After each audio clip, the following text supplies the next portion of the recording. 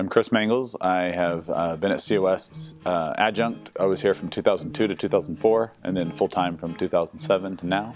I'm a professor of theater, resident scenic designer, director, fight choreographer, and teach a lot of classes.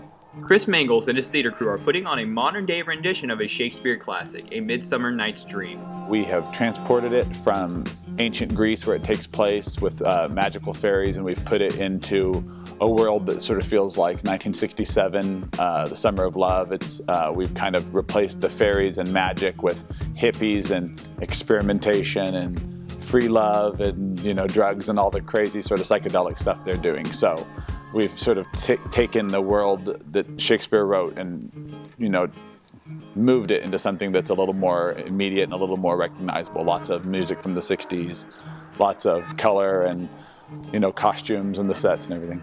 Along with a great twist comes great characters and great actors to play them. We've got 4 really great students. One of them has been here before and has had some roles. David Payne, he's playing Demetrius. He's one of the main lovers. He's doing a great job. He was in Julius Caesar last year. He's done quite a bit of stuff with us. So he's sort of like the veteran, he's in his 3rd year here at COS. And then we've got 3 other students, one of which is coming to the theater a little later. She's 21, but she's brand new to the theater. Her name's Heather Hightower. She's playing Helena, which is really famous, sort of a very funny, one of the lovers. And then we've got the 2 more sort of traditional lovers, Lysander and Hermia, and they're played by Skylar Mayo and Ricky Reyes, who are coming to us for the first time at COS.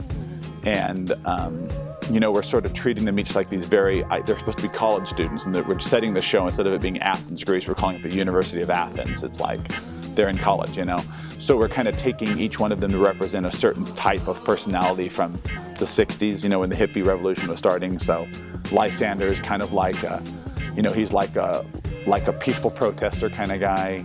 He's a poet, so he's not a fighter, he's a lover, but he really believes in a cause. And Hermia is sort of like, the rich young girl that wants to become, join the Peace Corps. So she's, has aspirations of that.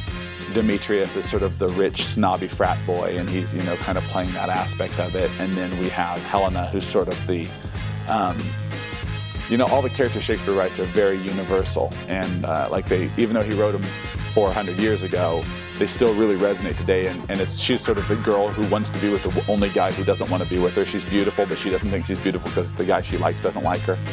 So, she's sort of the very tightly wound, 1960s girl that I just need to have a husband to be a person, So it's pretty fun, I think, what we're doing with everybody.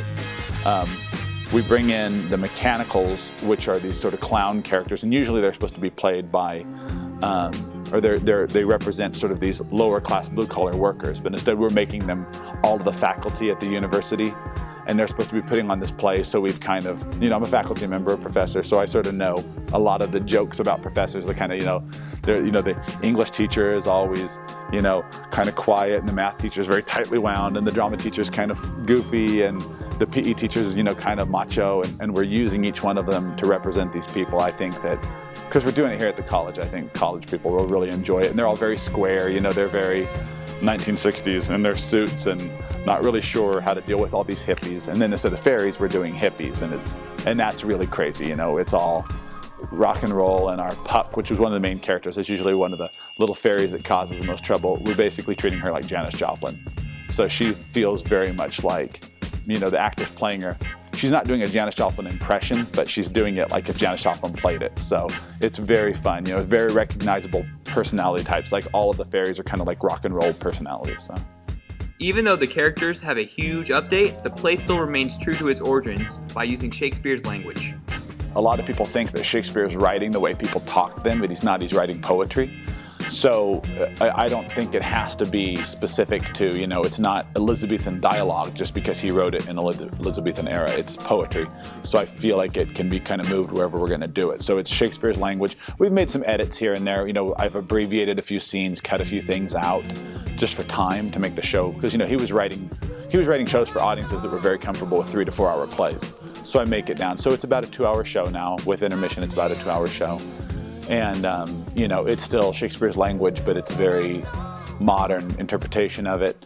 And, we treat it like it's 1967 San Francisco, basically. So it's pretty wild and fun and silly. And there's a lot of music. I've taken out the songs that Shakespeare wrote and replaced them with, Janis Joplin and Jimi Hendrix and stuff like that. So. The show's last performance will be October 19th, so this is the last chance to see A Midsummer Night's Dream in action. Follow us on Facebook. Go to our website, which is costheater.org. And we have a Twitter account too, so follow COS Theater. There's lots of social media that we try to stay present on. So College of Sequoias Theater, I think it's called College of Sequoias Theater Arts, on maybe it's COS Theater Arts on Facebook, but you'll find it. And we keep that all pretty updated. Whenever we have auditions coming up, anything. We also have an email list that you can get on through our website, and then you'll get all the audition notices, performance notices, class notices, everything that goes out. And to finish are some last words from the director himself. Go see a play.